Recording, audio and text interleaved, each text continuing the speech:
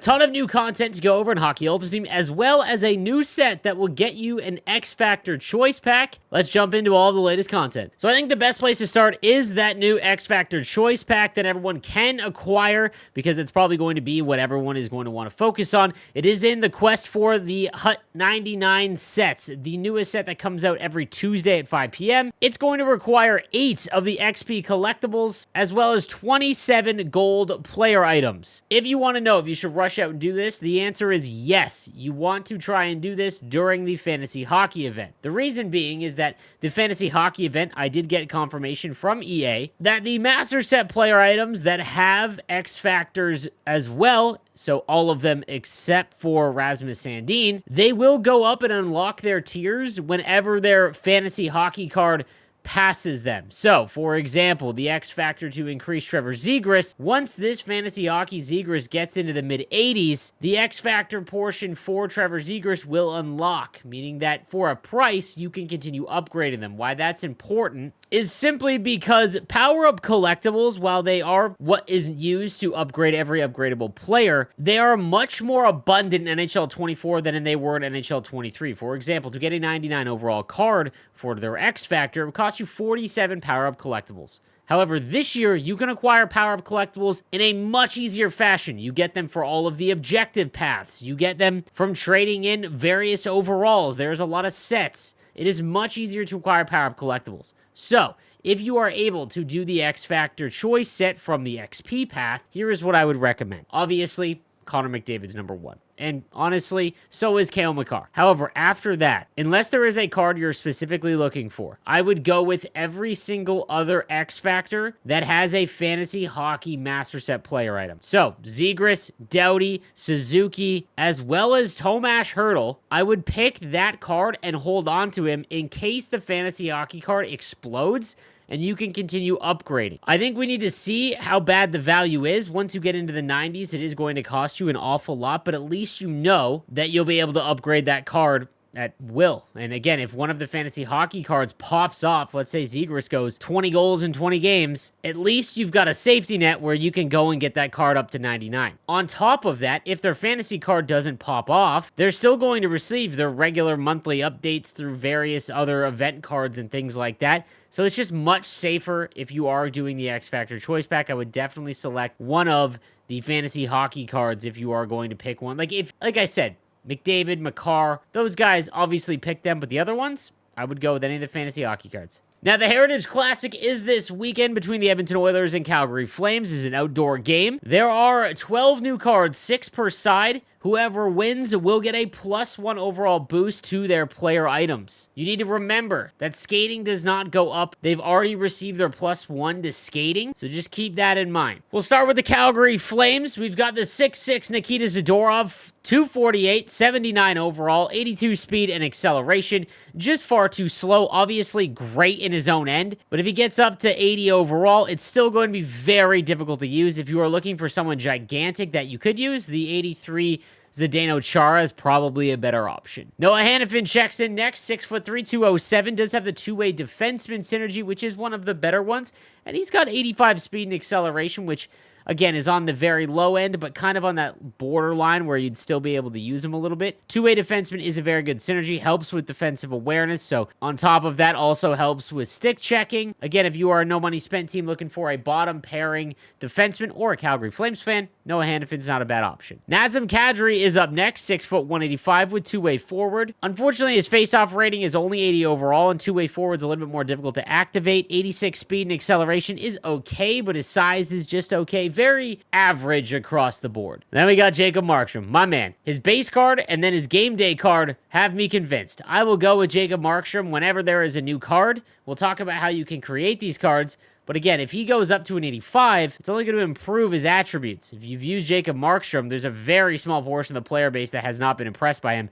I mean, if you've watched my No Money Spent videos, he's literally the GOAT. Some interesting ones here. We've got Elias Lindholm with the playmaking forward ability, 87 speed and acceleration, also has 202 in terms of his weight, which is pretty good. Going to be a little bit better at holding on to the puck. Does have 81 on the draws. Again, that's on the lower end, but if you were good at faceoffs, 80 is fine still at this stage of the game. Actually, not a bad card.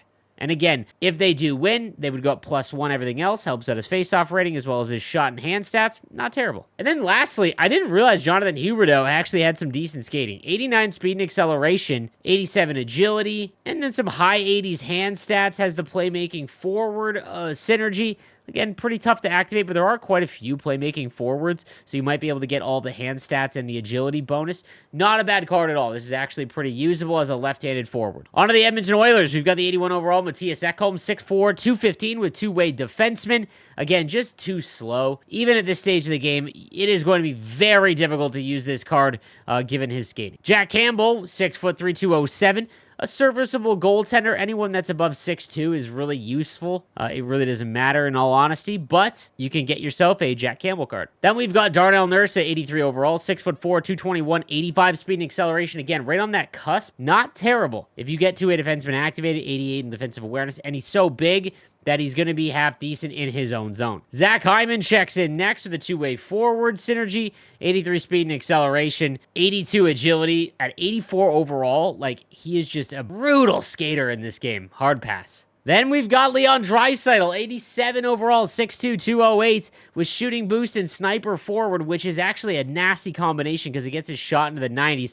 Goal close quarters and silver unstoppable force is a fantastic ability combo. 87 speed is fine. Like to see a little bit better on the face-off rating, 82 overall. Maybe he wins and they get it up to an 83. But this is still a pretty dominant forward card for you to use, especially given his size and unstoppable force. And while he may not be playing in it, we're getting Connor McDavid, 87 overall. Playmaking forward, agile dangler boost, gold elite edges, silver wheels. Fantastic ability combo for Connor McDavid because he has 94 speed and acceleration. Elite edges will allow him to keep that speed up when he's going left and right in the corners. He's one of the best cards in the game. Even just still his base card, this is going to be a phenomenal one. And if he gets up to 88, he's even better. His shot would almost touch 90 overall. And he's even his face-off rating would get to 83. This is going to be a nasty card. Now to make these cards, head over to the Prototypes event sets and you will see the Heritage Classic sets.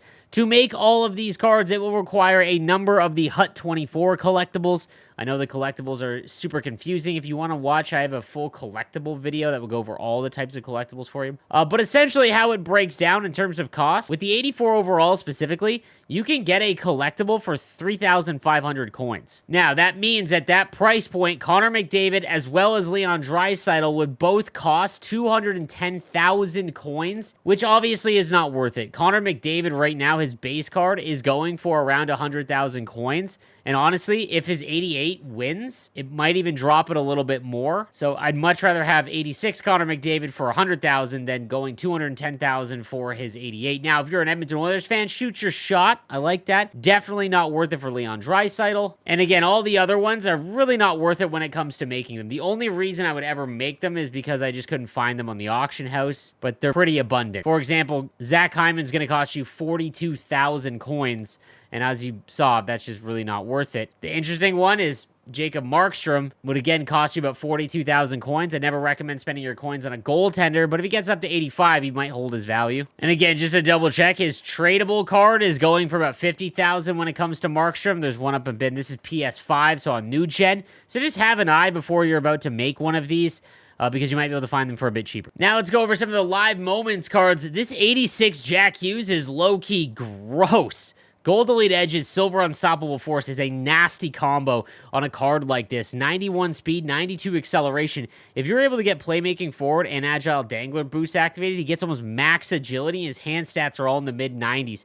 His wrist shot is always better than his stats indicate as well. Very poor defensively, but you can do a ton of damage with Jack Hughes given the meta of this game and the ways that you're able to curl around in the corner and things like that. This could be a very sought after card. Right now he's going for about 100,000 coins. It's probably where he'll land, especially once packs come out and things like that. But man, this is a very, very good card. Also have the 85 Alex DeBrincat with sniper forward.